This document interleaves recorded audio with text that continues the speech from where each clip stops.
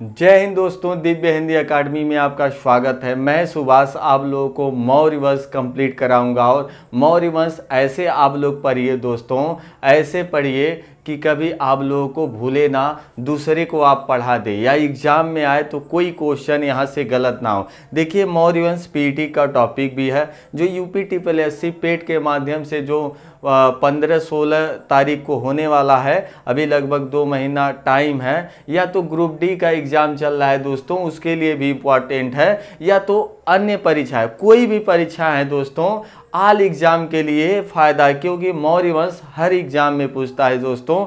और हम लगातार वीडियो अपलोड कर रहे हैं, एक एक दिन एक एक वीडियो अपलोड कर रहे हैं, तो देखते रहिएगा और अपने चैनल को दिव्य हिंदी एकेडमी को सब्सक्राइब करिएगा। पहला हमारा जो वीडियो है दोस्तों, पहला सिंधु घाटी सभ्यता का अपलोड हुआ है। उसके बाद सिंधु घाटी सभ्यता के बाद वैदिक सभ्यता अपलोड हुआ है। वैदिक सभ्यता के बाद जैन धर्म अपलोड हुआ है, बौद्ध धर्म अपलोड हुआ है। अभी ये जो वीडियो बन रहा है दोस्तों, ये आपका मौर्य वंश का पढ़ रहा है। तो मौर्य वंश पे चंद्रगुप्त मौर्य को पहले पढ़ेंगे, यही संस्थापक होंगे। फिर बिंदुसार को पढ़ेंगे, फिर किसको पढ़ेंगे दोस्तों, अशोक को पढ़ेंगे, अशोक महान को पढ़ेंगे। करेंट अफेयर का वीडियो लगातार अपलोड हो रहा है, तो जो करेंट अफेयर जो सभी एग्जाम के लिए इम्पोर्टेंट होता है दोस्तों, उसको पीडीएफ के माध्यम से अपने दिव्य हिंदी एकेडमी में एक प्लेलिस्ट बना दिए हैं। इसका भी इतिहास का भी प्लेलिस्ट है दोस्तों, जाके देख लीजिएगा, और एक क्यूज का प्लेलिस्ट है। तो आइए चलते हैं, शुरू करते हैं मौर्य वंश। शुरू करते हैं क्या दोस्तों, मौर्य वंश। जो मौर्य वंश का समय चलता है दोस्तों 322 ईसा पूर्व है और 185। 322 ईसा पूर्व से लेकर के 185 ईसा पूर्व, ईसवी के पहले दोस्तों, ईसवी के पहले की घटना है। ईसा पूर्व बोलते हैं या बीसी बोलते हैं, अंग्रेजी में बीसी बोलते हैं दोस्तों। तो चलिए, ये हम अपने ऑफलाइन कोचिंग में दोस्तों ये सब पढ़ा चुके हैं, बच्चे छात्र जो हैं पढ़ चुके हैं। आपकी बारी है दोस्तों, आपकी बारी है। हम सोचे ऑनलाइन आकर के ये थोड़ा बहुत ज्ञान आपको बांटे दोस्तों, थोड़ा बहुत ज्ञान बांटे। तो आइए, आपकी बारी है, आप सीखिए। ऑफलाइन में तो सिखा चुके हैं। तो चलिए, जो मौर्य वंश है उसका समय है 322 ईसा पूर्व से 185 ईसा पूर्व। देखिए, मौर्य वंश के संस्थापक चंद्रगुप्त मौर्य होते हैं, चंद्रगुप्त मौर्य होते हैं। तो बताइए, चंद्रगुप्त मौर्य कहां से आए दोस्तों? आप लोग कौटिल्य चाणक्य का बात सुने होंगे, कौटिल्य चाणक्य का नाम सुने होंगे दोस्तों। एक नंद वंश होता है, नंद वंश होता है। नंद वंश के संस्थापक होते हैं महापद्म नंद। नंद वंश का संस्थापक महापद्म नंद। नंद वंश का अंतिम जो राजा होगा दोस्तों, वो घनानंद होगा। अंतिम राजा होगा घनानंद होगा। तो घनानंद यानी नंद वंश के अंतिम शासक जो था घनानंद, उसके दरबार में चाणक्य रहते थे, कौटिल्य रहते थे, जिन्होंने अर्थशास्त्र की रचना किया है दोस्तों, अर्थशास्त्र की रचना किया है। तो उसके दरबार में रहते थे। एक दिन घनानंद क्या किया, चाणक्य को अपमानित करके देश निकाला कर दिया, यानी देश से निकाल दिया, अपने राज्य से निकाल दिया। वहीं पे घनानंद जैसे ही निकाला, वैसे ही कौटिल्य क्या बोले, चाणक्य क्या बोले, अपने दिमाग में ये रख लिए कि इस घनानंद को क्या करना है, इसके पूरे साम्राज्य को हमको मिटा देना है, पूरे साम्राज्य को मिटा देना है। क्योंकि घनानंद क्या है दोस्तों, घमंडी राजा है। घनानंद क्या है, घमंडी राजा है। इसके पूरे साम्राज्य को मिटा देना है। तो जो कौटिल्य होते हैं, चाणक्य होते हैं, उनका एक नाम और होता है। देखिए, चाहे कौटिल्य कहा जाए, चाहे चाणक्य कहा जाए, चाहे विष्णुगुप्त कहा जाए, यानी 3 नाम है दोस्तों। तीनों व्यक्ति एक ही हैं, तीनों नाम एक ही व्यक्ति का है दोस्तों, तीनों नाम एक ही व्यक्ति का है। और ये क्या लिखे हैं, अर्थशास्त्र पुस्तक लिखे हैं, अर्थशास्त्र पुस्तक लिखे हैं दोस्तों। तो अर्थशास्त्र में अर्थशास्त्र यानी इकोनॉमिक्स नहीं है, ये राजनीतिक विज्ञान में है दोस्तों। राजनीतिक के लिए बुक लिखे हैं, राजनीतिक के लिए बुक लिखे हैं। तो आगे चलते हैं। जब चाणक्य अपने मन में ये सोचते हैं कि इसके साम्राज्य को मिटाना है, तो चाणक्य तक्षशिला विश्वविद्यालय में पढ़े थे दोस्तों, तक्षशिला विश्वविद्यालय में पढ़े थे। तक्षशिला विश्वविद्यालय में राजनीति विज्ञान पढ़े थे दोस्तों, राजनीति शास्त्र पढ़े थे, राजनीति शास्त्र का बुक भी लिखे हैं, राजनीति शास्त्र के टीचर भी रहे दोस्तों, वहां अध्यापक भी रहे तक्षशिला में, लेकिन तो रहते थे जाकर के फिर घनानंद के दरबार में। तो क्या करते हैं, फिर वही निकलते हैं तक्षशिला की ओर, फिर निकलते हैं तक्षशिला की ओर। जैसे तक्षशिला की ओर बढ़ते हैं, रास्ते में देखते हैं कुछ बच्चे क्या करते हैं, राजा प्रजा का खेल खेलते हैं, कुछ बच्चे राजा प्रजा का खेल खेलते हैं। तो ये जो चंद्रगुप्त मौर्य है ना दोस्त, चंद्रगुप्त मौर्य है, ये राजा का पाठ खेल रहा था, राजा का पाठ खेल रहा था। इसका जो एक्टिंग था दोस्तों, राजा जो बना था, इसका एक्टिंग देख करके चाणक्य को बहुत पसंद आया, बहुत पसंद आया। और चाणक्य क्या सोचे कि इस चंद्रगुप्त मौर्य जो छोटा बच्चा है, इसको हम ले लें, इसको ले लें अपने साथ में, और इसको विद्या देंगे, इसको युद्ध विद्या देंगे, पढ़ाई लिखाई करवाएंगे, तो यही क्या करेगा, घनानंद को क्या करेगा, हराएगा, घनानंद के साम्राज्य को मिटा देगा दोस्तों। तो क्या करते हैं, देखिए चंद्रगुप्त मौर्य जो होता है दोस्तों, चंद्रगुप्त मौर्य जो छोटा लड़का रहता है, वो कहां से आया रहता है, ये दोस्तों देखिए यहां पे लिखा है, वैसे बोलने में नहीं समझ में आएगा, पिपलीवन मौर्य वंश, पिपलीवन मौर्य वंश के राजा का पुत्र था दोस्तों, पिपलीवन मौर्य वंश के राजा का पुत्र था। तो ये पिपलीवन मौर्य वंश के राजा जो थे, उनकी हत्या हो गई थी दोस्तों, हत्या हो गई थी। तो जो राजा की पत्नी थी, यानी मौर्य चंद्रगुप्त मौर्य की माता, एक ग्वाले के यहाँ ले जाके रख देती हैं, ग्वाले के यहाँ सेपरेट रख देती हैं कि यहाँ पे रहेगा तो इसको, मेरे बेटों को भी सब मार देंगे।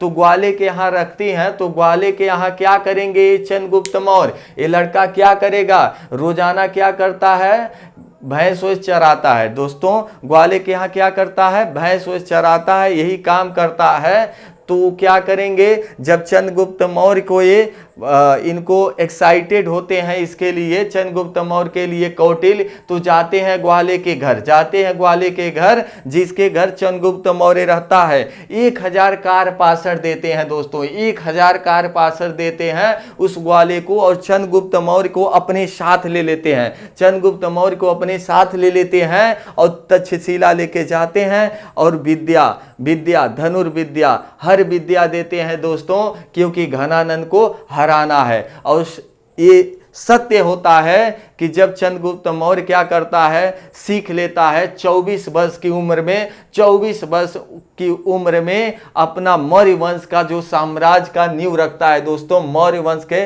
संस्थापक बनता है चंद्रगुप्त मौर्य। उसके पहले क्या करता है, घनानंद को हरा देता है, जाके घनानंद को हरा देता है, घनानंद यानी मगध साम्राज्य को नष्ट कर देता है। जो घनानंद होता है दोस्त ना, मगध साम्राज्य पे रहता है, मगध राज्य पे रहता है। तो मगध राज्य पे मौर्य वंश की नींव रखते हैं चंद्रगुप्त मौर्य, मौर्य वंश के नींव रखते हैं चंद्रगुप्त मौर्य। तो इनका समय होता है 322 ईसा पूर्व से 185 ईसा पूर्व दोस्तों। देखिए चंद्रगुप्त मौर्य 322 ईसा पूर्व से 298 ईसा पूर्व इसका समय है।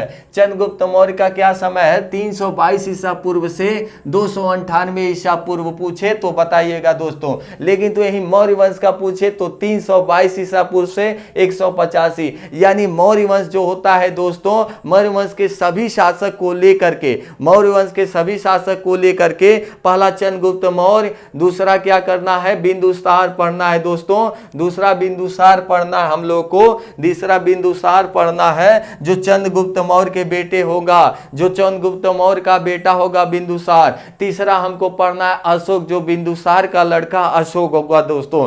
3 पढ़ना है हम लोग को, 3। तो आइए चंद्रगुप्त मौर्य का जो समय होगा 322 ईसा पूर्व से 298 ईसा पूर्व। संस्थापक है दोस्तों मौर्य वंश का, क्या है, संस्थापक है चंद्रगुप्त मौर्य। और चाणक्य क्या होते हैं दोस्तों, चाणक्य क्या होते हैं, चाणक्य इसके पुरोहित मंत्री बन जाते हैं। जब मौर्य वंश की स्थापना करता है दोस्तों तो चाणक्य का क्या काम रहता है, चाणक्य क्या होते हैं, मौर्य वंश पे पुरोहित मंत्री बन जाते हैं। यानी चंद्रगुप्त मौर्य के क्या होते हैं, मंत्री बन जाते हैं, सलाहकार बन जाते हैं दोस्तों। आगे चलेंगे, ये देखिए नंद वंश लिखे हैं। नंद वंश का प्रथम शासक दो संस्थापक था महापद्म नंद और घनानंद अंतिम था। चलिए दोस्तों, तो चाणक्य द्वारा जो अर्थशास्त्र लिखा है, चाणक्य द्वारा जो अर्थशास्त्र लिखा है वो 18 अधिकरण में है दोस्तों, 18 अधिकरण में बटा हुआ है। इसको याद करिएगा, क्वेश्चन पूछता है जो चाणक्य द्वारा अर्थशास्त्र यानी राजनीतिक विज्ञान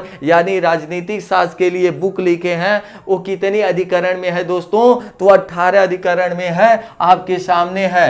तो देखिए इधर पिपलीवन मौर्य वंश के राजा का पुत्र थे, कौन था दोस्तों, चंद्रगुप्त मौर्य था। आगे चलेंगे, मौर्य वंश के राजा की मृत्यु के बाद उसको ग्वाले के यहाँ छोड़ दिया जाता है, उसकी मां छोड़ती है। 1000 का आसपासन में 1000 का आसपासन में कौन खरीद लेता है दोस्तों, चाणक्य खरीद लेते हैं, चाणक्य खरीद लेता है दोस्तों, चाणक्य खरीद लेते हैं। आगे चलते हैं, 305 ईसा पूर्व में 305 ईसा पूर्व में क्या होता है, जब चंद्रगुप्त मौर्य का पूरा शासन प्रशासन चलता है उत्तर भारत में, बाद में क्या होता है, पूरे भारत को रौंद डालता है चंद्रगुप्त मौर्य। क्या करता है, पूरे भारत को रौंद डालता है दोस्तों चंद्रगुप्त मौर्य, एक ग्वाले का लड़का।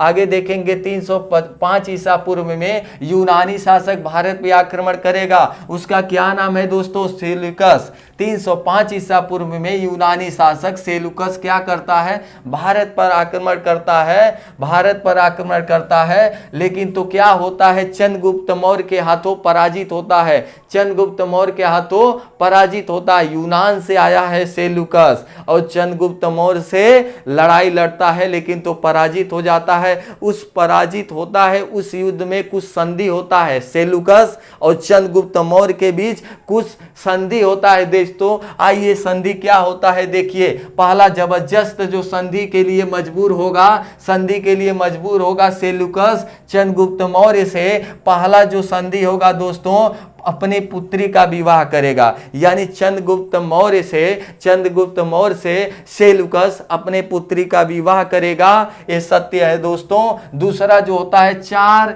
राज्य दहेज के रूप में देगा, 4 राज्य चंद्रगुप्त मौर्य को सेल्यूकस दहेज के रूप में देगा दोस्तों। नेक्स्ट क्वेश्चन पे चलते हैं। तीसरा जो पॉइंट होगा, तीसरा जो संधि हुआ था, मेगास्थनीज को चंद्रगुप्त के दरबार में भेजना पड़ेगा। मेगास्थनीज क्या होता है, मेगास्थनीज कौन होता है दोस्तों, सेल्यूकस का दूत होता है, सेल्यूकस का दूत होता है। तो चंद्रगुप्त मौर्य के प्रशासन शासन में उसके राज्य में हमेशा के लिए भेज देना होता है। तो यही क्वेश्चन पूछता है कि किसके शासन काल में, किसके समय में मेगास्थनीज आया, तो चंद्रगुप्त मौर्य के समय में आया दोस्तों, चंद्रगुप्त मौर्य के शासक के समय में आया।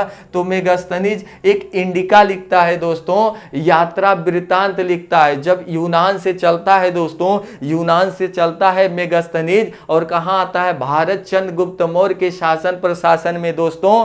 क्यों आता है, क्योंकि सेल्यूकस उसको दे देते हैं, संधि में दे दिए हैं उसको, तो आता है अपना यात्रा वृत्तांत इंडिका नामक बुक में लिखता है दोस्तों, इंडिका नामक बुक में लिखता है। एक क्वेश्चन पूछता है इंडिका किसने लिखा, तो मेगास्थनीज ने लिखा। मेगास्थनीज किसका राजदूत था दोस्तों, यूनानी शासक सेल्यूकस का राजदूत का। किसके शासन काल में, किसके राज दरबार में आया दोस्तों, तो चंद्रगुप्त मौर्य के शासन में आया। आगे चलते हैं दोस्तों, आगे एक बात आएगा, 500 हाथी, 500 हाथी सेल्यूकस को कौन देगा, 500 हाथी सेल्यूकस को, यानी अपने जो सेल्यूकस जो होगा क्या लगेगा दोस्तों, क्या लगेगा इनका, चलिए 500 हाथी सेल्यूकस को देंगे कौन, चंद्रगुप्त मौर्य देता है उपहार में 500 हाथी, ठीक है, अपने ससुर को। सही बात तो ये कहा जाए, अपने ससुर को सेल्यूकस को कौन देगा, चंद्रगुप्त मौर्य 500 हाथी देगा गिफ्ट में। बहुत कुछ लिया, विवाह उनकी सेल्यूकस के लड़की से किया, 4 राज्य दिया, मेगस्थनीज जो दूत होता है उसको भी लिया चंद्रगुप्त मौर्य। उसके बाद क्या किया बदले में? 500 हाथी भारत में बहुत थी दोस्तों, हाथियों की कमी नहीं थी। तो कहते हैं यूनान ले जाओ, यूनान ले जाओ, यूनान ले जाओ हाथी, हमको कोई कमी नहीं है। 500 हाथी उपहार में दे देता है दोस्तों चंद्रगुप्त मौर्य। आगे चलेंगे तो मौर्य जो होता है दोस्तों, मौर्य जो होता है यानी चंद्रगुप्त मौर्य जो होता है, पहले हिंदू धर्म के उपासक होता है दोस्तों। हिंदू धर्म को मानता है, हिंदू धर्म को मानता है यानी हिंदू धर्म का उपासक होता है। बाद में जैन धर्म को अपना लेता है दोस्तों, बाद में जैन धर्म को अपना लेता है। ये बाद में जैन धर्म को अपनाया तो आपको बताए थे दोस्तों जैन धर्म में, आपको बताए थे जैन धर्म जो सेकेंड पार्ट पढ़ा है उसमें बताए हैं संलेखना विधि। उसमें क्या बताए हैं दोस्तों? संलेखना विधि बताए हैं। संलेखना विधि क्या होता है, प्रथा क्या होता है? इसमें ये होता है जो भी अपनी मृत्यु चाहता है यानी अपना प्राण त्यागना चाहता है तो अन्न जल बिना अपना प्राण त्याग दे, वो उसी को कहेंगे दोस्तों संलेखना विधि, उसी को कहेंगे संलेखना विधि।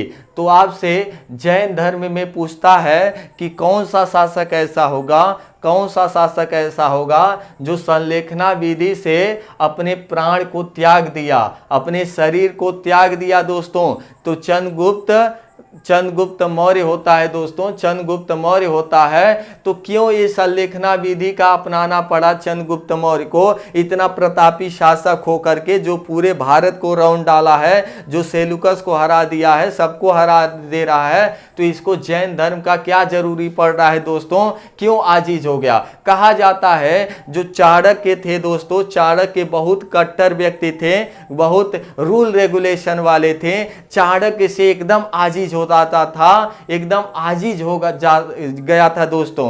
पहले जब छोटा था चंद्रगुप्त मौर्य तब चाणक्य जैसे चाहे वैसे घुमाए, जैसे चाहे वैसे घुमाए। अब तो क्या है, वो एक सम्राट है दोस्तों, सम्राट है। अब उनके बहकावे में, मतलब बहकावा तो नहीं कहेंगे, उनके अंडर नहीं ना आना चाहेगा दोस्तों, तो उनसे आजीज हो जाता है, एकदम आजीज हो करके अपने बिंदुसार, अपने लड़के बिंदुसार को क्या करता है, गद्दी दे देता है। अपने संलेखना विधि के द्वारा श्रवणबेलगोला चला जाता है उड़ीसा में दोस्तों, उधर कर्नाटक में श्रवणबेलगोला होता है दोस्तों। वहीं जाके जैन धर्म को अपना के संलेखना विधि द्वारा अपने प्राण को त्याग देता है दोस्तों, अपने प्राण को त्याग देता है। तो देखिए संलेखना विधि द्वारा 298 ईसा पूर्व में 298 ईसा पूर्व में अपना प्राण क्या करता है दोस्तों, त्याग देता है। तो अब आगे गद्दी पर कौन बैठेगा? उसका लड़का बिंदुसार, उसका लड़का बिंदुसार 298 ईसा पूर्व में उसका लड़का बिंदुसार गद्दी पर बैठेगा। आगे देखेंगे दोस्तों, बिंदुसार 298 ईसा पूर्व से 273 ईसा पूर्व। तो बिंदुसार दोस्तों ना, बिंदुसार का जो समय चलता है इसमें कुछ राज्य में कोई विकास नहीं होता है दोस्तों, कोई विकास नहीं होता है। जैसा राज्य रहता है वैसा ही रह जाता है, जिसके ऊपर आक्रमण करता है उसके ऊपर जीत नहीं पाता है दोस्तों। तो आगे चलेंगे, देखेंगे इसको किस नाम से जाना जाता है? अमृत घात के नाम से जाना जाता है, अमित्र घात के नाम से दोस्तों, अमित्र घात के नाम से जाना जाता है। किसको जाना जाता है? बिंदुसार को जाना जाता है, जिसका समय है 298 ईसा पूर्व से 273 ईसा पूर्व में। इसकी जो गद्दी पर ये बैठा है 298 ईसा पूर्व में बैठा है। आगे चलेंगे दोस्तों, एक पॉइंट है, सीरिया के शासक एंटिओकस, सीरिया के शासक एंटिओकस ने डाइमेकस को राजदूत के रूप में, सीरिया के शासक एंटिओकस ने डाइमेकस को राजदूत के रूप में भेजा था। किसके शासनकाल में भेजा था?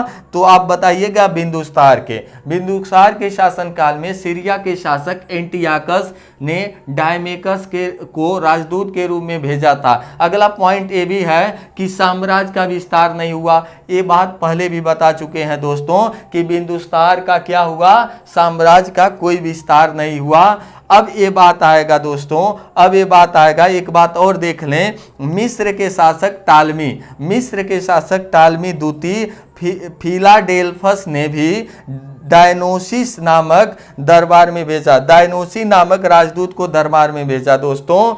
तो डायनोसी, एक बार और पढ़ते हैं, देखिए, मिस्र के शासक टालमी द्वितीय फिलाडेल्फस ने भी डायनोसिस नामक राजदूत को इसके दरबार में भेजा। किसके दरबार में? बिंदुसार के। तो आप याद रखिएगा दोस्तों, याद रखिएगा, डायमेकस को राजदूत के रूप में दरबार कौन भेजा था? एंटियाकस भेजा था। किसके दरबार में? बिंदुसार के। वहीं मिस्र के शासक टालमी ने द्वितीय ने फिलाडेल्फस ने डायनोसिस को क्या भेजा?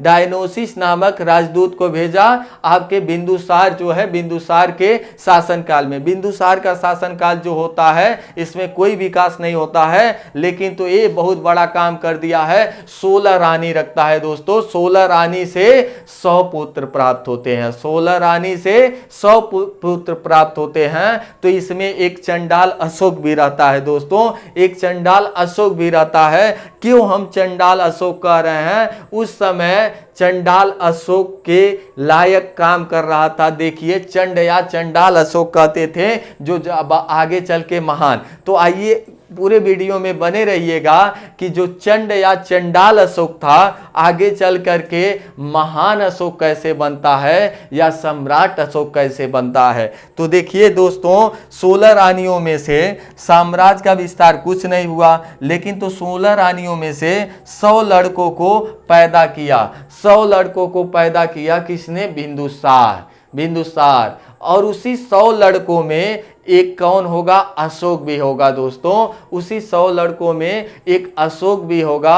अशोक किसका लड़का यानी हुआ? बिंदुसार का। अब अशोक क्या करेगा दोस्तों? एक आक्रामक क्या करेगा? देखिए, अब अशोक का शासनकाल 273 ईसा पूर्व, 273 ईसा पूर्व से 232 ईसा पूर्व। अशोक का जो समय है दोस्तों 273 ईसा पूर्व से लेके 232 ईसा पूर्व तक है। लेकिन तो एक गद्दी पर कैसे बैठता है दोस्तों? गद्दी पर कैसे बैठता है? देखिए, अशोक जो चंड अशोक या चंडाल अशोक उनकी जनता कहती थी, चंड अशोक या चंडाल अशोक वहां की जनता कहती थी, मगध की जनता, जो मगध साम्राज्य था उत्तर भारत का। तो अशोक 99 भाइयों को मारकर गद्दी प्राप्त किया। यानी बिंदुसार 100 पुत्रों को जन्म दिया दोस्तों, 100 पुत्रों को पैदा कराया, 100 पुत्रों को पैदा किया। उसमें एक पुत्र कौन था? अशोक था। और बचे कितने लोग? 99। अब अशोक क्या करेगा? एक एक लोगों को काट देगा, एक एक लोगों को, अपने भाइयों को काट देगा दोस्तों। यानी 99 भाइयों की हत्या करके गद्दी प्राप्त कर लेता है। 99 भाइयों की हत्या करके गद्दी प्राप्त कर लेता है। इस तरीके का काम बहुत करता है। इस तरीके का चंडाल अशोक इसीलिए होता है दोस्तों, चंड या चंडाल अशोक जनता इसीलिए कहती है दोस्तों। आगे चलेंगे, देखिए 269 ईसा पूर्व में एक क्वेश्चन आपसे पूछेगा, गद्दी पर कब बैठेगा विधिवत रूप से राज्याभिषेक? देखिए 99 भाइयों को मारने में ऐसा नहीं है कई दिन काट दिया 99 भाइयों को, तो 99 भाइयों को एक ही दिन नहीं काटा था दोस्तों। 273 ईसा पूर्व में बैठा है, तो 273 ईसा पूर्व में अशोक का समय हुआ है। 73 से नीचे आइए, 73 से नीचे आइए, 72, 71, 70, 69, यानी 4 साल तक युद्ध चला दोस्तों। भाइयों में, भाई में कितने साल तक युद्ध चला? 4 साल तक चला। 4 साल में सभी भाइयों को काट दिया। उसके बाद राज्याभिषेक करवाया 269 ईसा पूर्व में दोस्तों। 269 ईसा पूर्व में राज्याभिषेक करवाया। कैसे करवाया? एकदम विधिवत तरीके से राज्याभिषेक करवाया। तो आपसे क्वेश्चन पूछेगा ना, जब 269 ईसा पूर्व में अशोक विधिवत राज्याभिषेक करवाता है अपना, तो उसके पहले वो क्या था? यानी बिंदुसार था, उसके 100 पुत्र थे। तो 100 पुत्र में कोई ना कोई कहाँ का, मतलब भारत में कुछ ना कुछ पद लिया होगा, कहीं का कुछ ना कुछ रहा ही होगा, सब लोग बैठे तो होंगे नहीं। तो ये क्या था? जब 269 ईसा पूर्व में विधिवत राज्याभिषेक करवा करवाया अशोक, विधिवत राज्याभिषेक करवाया अशोक, तो उसके पहले विधिवत राज्याभिषेक के पहले क्या था, उज्जैन का राज्यपाल था दोस्तों, उज्जैन का राज्यपाल था, उज्जैन का राज्यपाल बिंदुसार इसको बनाया था।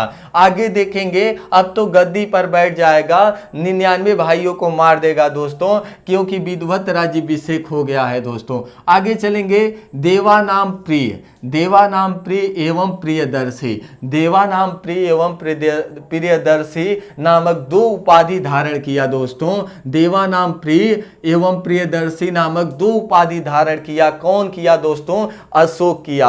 आगे चलेंगे, अभिलेखों में से उसका नाम मिलता है दोस्तों, अभिलेखों में उसका नाम मिलता है। अभी आगे अभिलेख लिखवाएगा, अभी आगे बताएंगे ये लेख कैसा है, अभिलेख कैसा है। चलिए अगला क्वेश्चन है, अशोक शिव का उपासक था। अशोक क्या था दोस्तों, शिव का उपासक था। आगे आएंगे, अशोक के श्रीनगर का स्थापना आएगा, श्रीनगर की स्थापना किसने कराया, तो अशोक करवाया है दोस्तों, अशोक करवाया है, याद रखिएगा। जनता क्या कहती थी इसको दोस्तों, चंड या चंडाल अशोक के नाम से जानती थी। जनता क्या कहती थी, चंड या चंडाल अशोक के नाम से जानती थी, क्योंकि इसका वैसा ही कर्म ही था, वैसा ही कर्म ही था। 5-6 साल में 99 भाई को अपने काटा, और पता नहीं कितने लोगों को काटा होगा, केवल भाइयों को नहीं, और पता नहीं कितने लोगों को काटा होगा। आगे चलते हैं, राज्याभिषेक के 8वें वर्ष, राज्याभिषेक के 8वें वर्ष, राज्याभिषेक कब होता है दोस्तों, 269 ईसा पूर्व में। तो राज्याभिषेक के 8वें वर्ष यानी 261 ईसा पूर्व में उड़ीसा के कलिंग पर आक्रमण करेगा। ये बात आता है कि अशोक द्वारा कलिंग पर आक्रमण कब हुआ, तो 261 ईसा पूर्व में हुआ। कलिंग कहाँ पे पड़ता है, उड़ीसा में पड़ता है।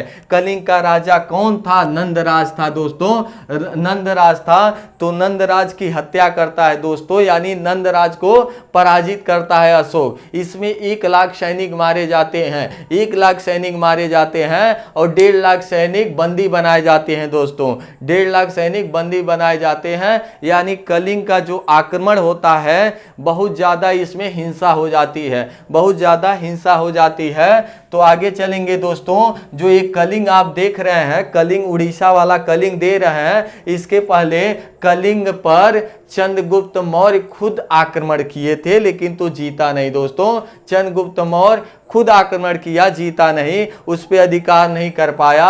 उसके बाद बिंदुसार भी आक्रमण किया था, नहीं अधिकार किया, लेकिन तो अशोक क्या किया दोस्तों, पराजित करके अधिकार कर लिया कलिंग पर। आगे चलेंगे, यानी बाबा भी नहीं कर पाए थे, और क्या कौन नहीं कर पाए थे, पापा भी, ठीक है ना, फादर और ग्रैंडफादर दोनों लोग अधिकार नहीं कर पाए कलिंग पे, लेकिन तो कौन कर दिया दोस्तों, अशोक कर दिया, अशोक कर दिया। आगे चलेंगे, कलिंग पर आक्रमण किए पर कलिंग को नहीं मिला। कौन लोग, कौन लोग, चंद्रगुप्त मौर्य और बिंदुसार, दोनों लोग कलिंग पर आक्रमण किए थे, पर कलिंग को मिला नहीं पाए अपने साम्राज्य में, मिला नहीं पाए अपने साम्राज्य में। कलिंग युद्ध में 1 लाख लोग मारे गए और 1.5 लाख लोग बंदी बनाए गए, 1.5 लाख लोग बंदी बनाए गए। आगे चलते हैं, यही जो बहुत ज़्यादा हिंसा हो जाती है दोस्तों, बहुत ज़्यादा हिंसा जो हो जाती है, इसी से अशोक का हृदय परिवर्तन हो जाता है। जो कलिंग का जो आक्रमण होता है, बहुत ज़्यादा जो हिंसा हो जाती है, तो एक बैग अशोक का हृदय परिवर्तन हो जाता है, सोचता है ये मार काट का जो हिंसा हो रही है, इससे परे हो, इससे दूर हो दोस्तों, इससे दूर हो। तो आपसे क्वेश्चन पूछता है, जो चंड या चंडाल अशोक होता है ना, इसका हृदय कब परिवर्तन होता है, किस घटना से होता है, तो कलिंग के आक्रमण से होता है दोस्तों। बहुत बार क्वेश्चन बन चुका है, तो बहुत बार क्वेश्चन बन चुका है, यहीं से अशोक का हृदय परिवर्तन, ये क्या करता है, अहिंसा के मार्ग पर चलने की कोशिश करने लगता है। तो एक आता है निग्रोध, निग्रोध एक आता है लड़का होता है। मगध साम्राज्य में यानी अशोक जहाँ का राजा होता है मगध साम्राज्य में, वहीं पे भिक्षा मांगने आता है कौन? निग्रोध। और निग्रोध कौन था? बौद्ध भिक्षु था दोस्तों, बौद्ध भिक्षु था। और किसका ये भतीजा है? देखिए जो अशोक का भतीजा होता है निग्रोध, ये अशोक के ही राज्य में यानी मगध जो राज्य होता है, अशोक का राज्य होता है, वहीं पे क्या करेगा? आकर के भिक्षा मांगेगा। तो ये जो अशोक रहता है बुलाता है, कहता है कैसा लड़का है, कैसा लड़का है, बुलाओ बुलाओ इसको, ये क्या मांग रहा है, तू उससे पूछता है। तो निग्रोध क्या करता है? बौद्ध के धर्म के बारे में सब कुछ बताना है, बौद्ध धर्म के बारे में सब कुछ बताता है। तो अशोक क्या होता है? बौद्ध धर्म के बारे में जब सुनता है तो ये क्या होगा? इसका हृदय और परिवर्तन होगा। तो क्या करेगा? मोगलीपुत्तिस, दोस्तों मोगलीपुत्तिस एक बड़े बौद्ध भिक्षु होते हैं, उनको क्या करेगा? दरबार में बुलाएगा। तो बौद्ध धर्म के बारे में ज़्यादा ज्ञान इकट्ठा करेगा, बौद्ध धर्म के बारे में ज़्यादा ज्ञान इकट्ठा करेगा। लेकिन तो जो निग्रोध बालक था, ये निग्रोध बालक जो था ना, जो निग्रोध बालक था खुद अशोक का भतीजा था। अशोक का क्या था दोस्तों? भतीजा था। कैसे भतीजा हो गया दोस्तों? कैसे भतीजा हो गया बताइए ना।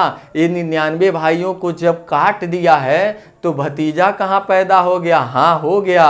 कहा जाता है ना, अगर मजाक के तौर पे, थोड़ा जोक पे तौर पे कहेंगे तो ये निग्रोध क्या था? जब लड़ाई हो रहा था अपने मामा घर चला गया था, इसीलिए बच गया था। तो चलिए दोस्तों, ये थोड़ा मजाक हो गया। निग्रोध हकीकत में उसी का भतीजा था। किसका? अशोक का भतीजा था, जो आया था बौद्ध धर्म के बारे में बताया था, भिक्षा मांगने आया था अशोक के दरबार में। आगे चलते हैं। बौद्ध भिक्षु को यानी मोगलीपुत्तिस को बुलाया था। उसके बाद क्या हुआ? बौद्ध धर्म को अपनाएगा अशोक, बौद्ध धर्म को अपनाएगा। तो उपगुप्त होते हैं बौद्ध भिक्षु। ये क्या होते हैं? बौद्ध भिक्षु होते हैं, यानी पंडित के जैसा होते हैं, ज्ञानी होते हैं। कहाँ के? बौद्ध में। तो उपगुप्त ने दिव्यवदान, उपगुप्त ने दिव्यवदान के तहत बौद्ध धर्म में दीक्षित किया। उपगुप्त ने दिव्यवदान के तहत बौद्ध धर्म में दीक्षित किया। अपने राज्याभिषेक के 10वें वर्ष, अपने राज्याभिषेक के 10वें वर्ष बोध गया, जहाँ पे भगवान बुद्ध को क्या हुआ था? भगवान बुद्ध को बोध गया में क्या हुआ था? बुद्धि प्राप्त हुआ था ना, ज़्यादा इनको ज्ञान प्राप्त हुआ था ना। कहा जाता है बोध गया में ज्ञान प्राप्त हुआ था। अपने राज्याभिषेक के 10वें वर्ष बोध गया की यात्रा किया। राज्याभिषेक के 20वें वर्ष लुम्बिनी ग्राम की यात्रा किया। लुम्बिनी में बौद्ध भगवान का यानी गौतम बुद्ध का वहीं पे जन्म हुआ था। और टैक्स क्या कर दिया दोस्तों? 1/6 से 1/8 कर दिया। टैक्स क्या कर दिया? 1/6 से 1/8 कर दिया अशोक अपने राज्य का। और शिलालेख लिखवाया दोस्तों, शिलालेख लिखवाया बौद्ध धर्म का प्रचार करने के लिए और अपना खुद प्रचार करने के लिए कि हम क्या हो गए? अब सुधर गए हैं, हम सुधर गए हैं। तो तीन प्रकार से लेख लिखवाता है। एक गुफा लेख यानी गुफाओं में लिखवाता है, एक स्तंभ लेख यानी स्तंभ लेख लिखवा के पत्थरों पे गड़वा देता है। और एक क्या करता है दोस्तों? गुफा लेख, एक स्तंभ लेख और एक शिला लेख पत्थर पे लिखवा देता है। उस समय कागज नहीं था दोस्तों, उस समय कागज नहीं था। तो इसका जो अभिलेख की भाषा थी दोस्तों, प्राकृत थी। अभिलेख की भाषा क्या थी? प्राकृत थी। आगे चलेंगे दोस्तों, इसके अभिलेख के बारे में पढ़ेंगे, हर चीज पढ़ेंगे दोस्तों, हर चीज पढ़ेंगे। तो अगले पार्ट में आप लोग आइएगा, यानी सेकेंड पार्ट हम मौर्य वंश का पढ़ेंगे, तो उसमें आइएगा दोस्तों। अगर चैनल को सब्सक्राइब नहीं किए हैं तो सब्सक्राइब करिए, बेल आइकन दबाइए और शेयर जरूर करिएगा दोस्तों, क्योंकि ऐसे ही लगातार आपको धुआंधार पढ़ाया जाएगा। आपको धुआंधार हम पढ़ाएंगे, जीएस ही नहीं दोस्तों, इसी तरीके से आपको हिंदी